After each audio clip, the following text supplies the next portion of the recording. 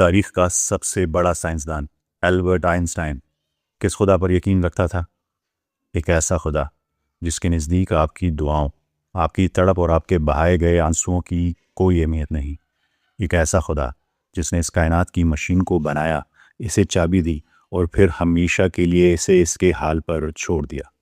فلسفے میں اس عقیدے کو دیئزم اور سائنس میں ڈٹرمنزم کہا جاتا ہے۔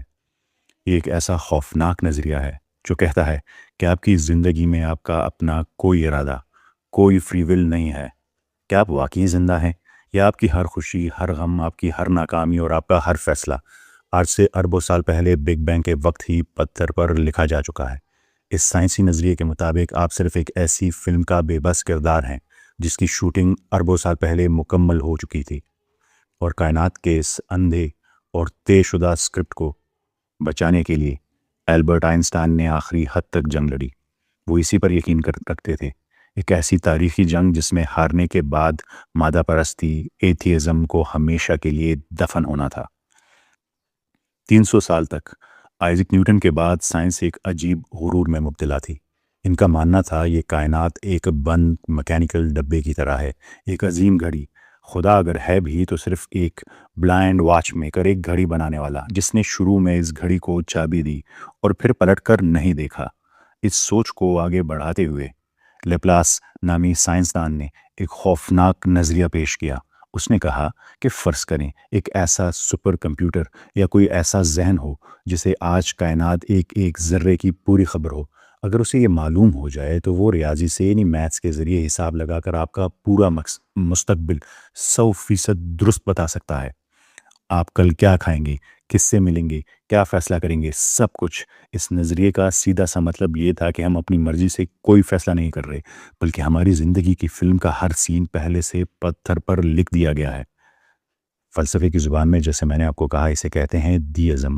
یہ ایک ایسی سوچ ہے جس میں یہ تو مانا جاتا ہے کہ اس کائنات کو کسی نے بنایا، لیکن ان کے نزدیک وہ خالق دنیا بنا کر اس سے الگ ہو چکا ہے، بالکل ایک ایسے گھڑی ساز کی طرح جس نے گھڑی بنائی، اسے چابی دی اور پھر اسے اس کے حال پر چھوڑ دیا۔ دیئزم کو ماننے والوں کا عقیدہ ہے کہ خدا نہ تو کوئی نبی بھیجتا ہے، نہ دعائیں سنتا ہے، نہ معجزے کرتا ہے، اور نہ ہی انسانوں کی زندگی میں کوئی دخل اندازی کرتا ہے۔ آئنسٹائن کا تصور خدا بھی بالکل یہی تھا۔ وہ اسے یوں سمجھیں کہ جیسے ایک بہت بڑا انجینئر یا کمپیوٹر پروگرامر نے ایک زبردست مشین بنائی، اس کے سخت قانون طے کر دیے اور پھر اسے ایک آٹومیٹک سسٹم پر چھوڑ دیا۔ آئنسٹائن کے نزدیک خدا نے فزکس کے شاندار اور اٹل قوانین تو بنائے، لیکن اب وہ ان قوانین میں رد و بدل نہیں کر سکتا، اور جب وہ مداخلت نہیں کرتا تو پھر نہ تو کوئی معجزہ ہو سکتا ہے، نہ ہی دعاؤں کے نتیجے میں حالات بدل سکتے ہیں، کیونکہ ان کے نزدیک حالات بدلنے کا مطلب فزکس کے قوانین کو توڑنا تھا، جو ان کے نزدیک ناممکن تھا۔ تو اگر آئنسٹائن صحیح ہے، اگر لیپلاس کا ڈیمن سچا ہے، تو اختیار محض ایک دھوکہ ہے۔ پھر جزا، سزا، گناہ اور ثواب کا کیا مقصد؟ خدا اس اسکرپٹ کی سزا کیسے دے سکتا ہے جو انسان نے خود لکھا ہی نہ ہو؟ قرآن اس مشینی کائنات کو پوری طاقت سے رد کرتا ہے۔ قرآن کا خدا القیوم ہے، زندہ اور ہمیشہ قائم رہنے والا ہے۔ قرآن کہتا ہے ہر روز وہ ایک نئی شان میں ہے، وہ لگاتار مداخلت کر رہا ہے، انٹرونشن کر رہا ہے۔ مگر سوال یہ تھا کہ اگر فزکس کے قوانین اٹل ہیں تو خدا پھر انٹرونشن، مداخلت کیسے کرتا ہے؟ اس سوال کا جواب 1927 کی تصویر میں چھپا ہے۔ 29 عظیم سائنسدان، 17 نوبل یافتہ۔ یہ کوئی عام میٹنگ نہیں، ایک میدان جنگ تھا، اور نشانے پر تھا آئنسٹائن، جو اس اٹل دنیا کو بچانے کے لیے کھڑا تھا۔ مگر ایک نوجوان جرمن سائنسدان ورنر ہائزنبرگ اس اٹل اسکرپٹ کو راک کرنے والا تھا۔ 1925 میں ایک ویران اور طوفانی جزیرہ، وہاں ایک نوجوان سائنسدان ہائزنبرگ اکیلا بیٹھا سمندر کی لہروں کو دیکھ رہا تھا۔ اس وقت تک سائنسدانوں کا خیال تھا کہ ایٹم کے اندر موجود ذرات یعنی الیکٹرانز بالکل ایسے ہی گول گھومتے ہیں جس سورج کے گرد ہماری زمین، یعنی ان کا ایک پکا راستہ ہے، ٹریک ہے۔ لیکن سمندر کو دیکھتے ہوئے ہائزنبرگ کے ذہن میں ایک باغی سوال آیا، ہم ایسا کیوں مانتے ہیں؟ کیا آج تک کسی نے واقعی انہیں اس ٹریک پر چلتے ہوئے دیکھا ہے؟ جواب تھا بالکل نہیں، کسی نے بھی انہیں اس حالت میں نہیں دیکھا۔ تو پھر لوگ ایسا کیوں مانتے ہیں؟ اسے ایک سادہ سی مثال سے سمجھیں۔ فرض کریں آپ ایک شخص کو گراؤنڈ فلور پر دیکھتے ہیں اور اگلے ہی سیکنڈ وہ بغیر سیڑھیاں چڑھے سیدھا 10ویں منزل پر آ جاتا ہے۔ درمیان کا کوئی راستہ نہیں، کوئی سفر نہیں۔ الیکٹرانز بھی بالکل یہی جادو کرتے ہیں، وہ چھلانگ لگاتے ہیں ایک بھوت کی طرح، کبھی یہاں اور اچانک سے وہاں، درمیان میں ان کا کوئی راستہ، کوئی ٹریک، کوئی پٹری نہیں ہوتی، وہ اچانک سے غائب ہو کر دوسری جگہ آ جاتے ہیں، کوئی آربٹ نہیں ہے۔ اس تصور کو ایک اور عام مثال سے سمجھیں، فرض کریں آپ ہوا میں ایک سکہ اچالتے ہیں، نیوٹن اور آئنسٹائن کی پرانی سائنس کہتی ہے کہ اگر آپ کو ہوا کی رفتار اور آپ کی اپنی انگلی کی طاقت معلوم ہو تو آپ 100% گارنٹی سے بتا سکتے ہیں کہ ہیڈ آئے گا یا ٹیل، یعنی نتیجہ پہلے سے طے ہے، یہ ہے ڈٹرمنزم۔ لیکن کوانٹم فزکس کہتی ہے کہ جب تک سکہ ہوا میں گھوم رہا ہے وہ ہیڈ بھی ہے اور ٹیل بھی ہے، کلاؤڈ آف پروبیبلٹیز ہے، وہ کسی ایک ٹھوس حالت میں نہیں بلکہ امکانات کا ایک بادل ہے اور اس میں تیر رہا ہے، اور جب وہ زمین پر گرتا ہے صرف تب جا کر کائنات فیصلہ کرتی ہے کہ اسے کیا بننا ہے، ہیڈ یا ٹیل۔ ہائزنبرگ نے کائنات کے پچھلے دروازے کو کھولا اور دریافت کیا کہ وہاں کوئی طے شدہ راستہ نہیں ہے۔ اس نے انسرٹینٹی پرنسپل دریافت کیا، کائنات کی بنیاد ٹھوس قوانین نہیں بلکہ محض امکانات یعنی پروبیبلٹی کا ایک بادل ہے۔ کاز اینڈ ایفیکٹ کی زنجیر ٹوٹ چکی تھی، لیپلاس کا ڈیمن ہمیشہ کے لیے اندھا ہو چکا تھا، اور اس دریافت کا نتیجہ سائنس کی دنیا کے لیے ایک زلزلہ تھا۔ اگر ہائزنبرگ درست تھا تو اس کا سیدھا مطلب یہ تھا کہ البرٹ آئنسٹائن اور پچھلے 300 سال کی مادہ پرست میٹیریلسٹک سائنس مکمل طور پر غلط تھی، اور حیرت انگیز طور پر قرآن کریم بالکل سچا تھا، کیونکہ ایک ایسی کائنات جس کی بنیاد غیر یقینی یعنی انسرٹینٹی پر ہو، صرف وہی کائنات ہو سکتی ہے جہاں قرآن کا زندہ اور قائم رہنے والا خدا القیوم بندے ہوئے قوانین کا محتاج ہوئے بغیر ہر لمحے اپنی مرضی اور مداخلت یعنی ڈیوائن انٹرونشن جاری رکھ سکتا ہے۔ اس کے لیے انسرٹینٹی ضرورت ہے۔ پرانے سائنسدان آپ بگولا ہو گئے۔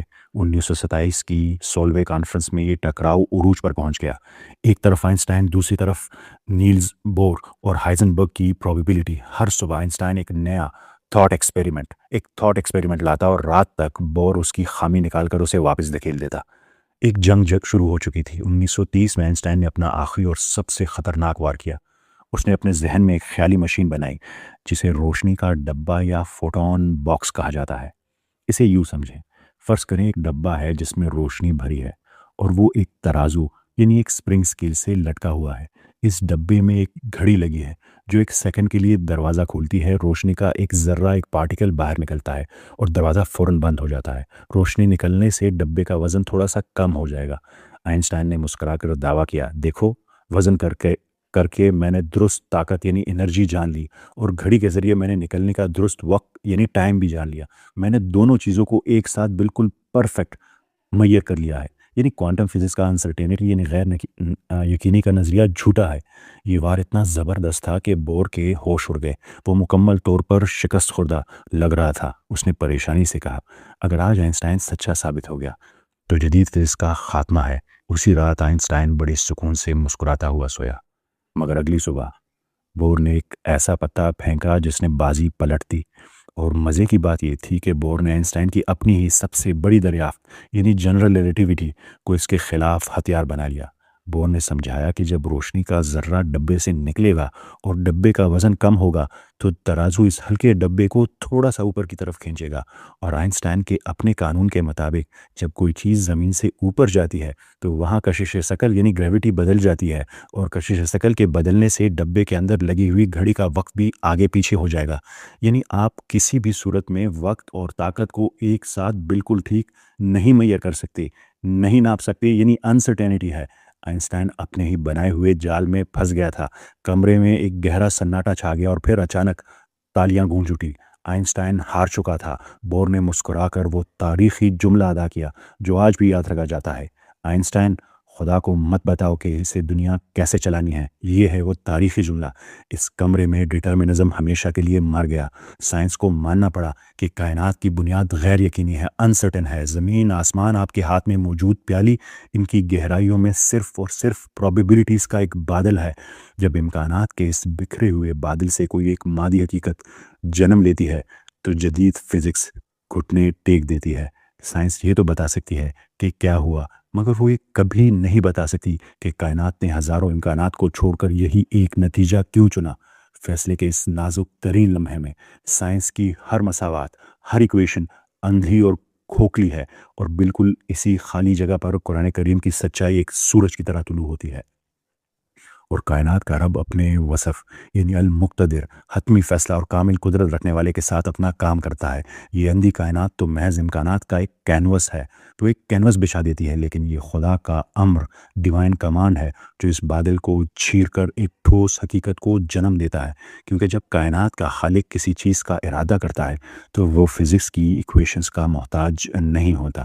اس کا قانون تو صرف اتنا ہے، اس کی شان تو یہ ہے کہ جب وہ کسی چیز کا ارادہ کرتا ہے تو وہ بس یہی فرماتا ہے، ہو جا، اور وہ ہو جاتی ہے۔ یہ بالکل انسرٹینٹی پرنسپل کے مطابق ہے۔ یہی وجہ ہے کہ جب حضرت ابراہیم علیہ السلام کو دہکتی ہوئی آگ میں پھینکا گیا تو خدا کو فزکس کا کوئی بھی قانون توڑنے کی ضرورت پیش نہیں آئی، کیونکہ کوانٹم کائنات میں فزکس کا کوئی اٹل قانون ہے ہی نہیں۔ آگ کا جلانا کوئی مجبوری نہیں، محض ایک غالب امکان تھا، پروبیبلٹی تھی۔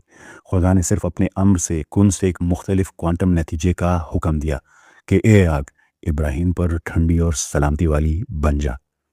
اس لیے ہمیشہ یاد رکھیے، کائنات کی تقدیر اندھے ایٹموں نے کسی پتھر پر نہیں لکھی۔ لیپلاس کا کوئی خیالی ڈیمن آپ کا مستقبل طے نہیں کر رہا، اور آپ کسی پرانی پہلے سے ریکارڈ شدہ فلم کا کوئی بس کردار نہیں ہے۔ خدا کوئی ریٹائرڈ گھڑی ساز یا آئنسٹائن کا مجبور ریاضی دان نہیں ہے جو اس کائنات کو چابی دے کر غائب ہو گیا ہے۔ وہ القیوم ہے جو اس کائنات کے ہر ذرے، ہر مائکرو سیکنڈ اور آپ کے دل کی ہر دھڑکن کو اپنے فعال ارادے سے زندہ رکھے ہوئے ہے۔ کوانٹم فزکس نے آج یہ ثابت کر دیا کہ مادی دنیا کی زنجیریں کچی ہیں، اس لیے جب آپ ہاتھ اٹھا کر دعا مانگتے ہیں یا زندگی بدلنے کا فیصلہ کرتے ہیں تو آپ فزکس کے قوانین نہیں توڑتے، بلکہ آپ اس محدود کائنات کے رب سے ایک نئے امکان، ایک نئے پروبیبلٹی کو حقیقت بنانے کی التجا کرتے ہیں۔ مستقبل کا اسکرپٹ ابھی نہیں لکھا گیا۔ یہ کائنات پہلے سے چھپی ہوئی کتاب نہیں ہے، بلکہ ایک کھلی ڈائری ہے، اور اس کا خالی صفحہ اور قلم ہمیشہ آپ کے ہاتھ میں ہے۔ آپ امکانات کے اس بادل میں اپنی جستجو، اپنی دعاؤں اور اپنی فیصلوں سے اپنی تقدیر خود کماتے ہیں۔ ورنہ یاد رکھیے، روز قیامت خدا اس فلم کا حساب کبھی نہ مانگتا جس کی کہانی اس نے خود لکھی ہو۔ وہ حساب اس لیے لے گا کیونکہ اس نے اختیار کا قلم آپ کے ہاتھ میں دیا تھا۔ یہ تھی قرآن کریم کی جیت تمام سائنسدانوں پر، یعنی انسرٹینٹی پرنسپل، اور ڈٹرمنزم کی جنگ جو انسرٹینٹی پرنسپل جیت گیا۔ آپ سب کی سماعتوں کا بہت شکریہ۔ کمنٹس میں ہم سے اپنی رائے ضرور شیئر کیجیے گا۔ ملتے ہیں اگلی قسط میں۔ اللہ حافظ۔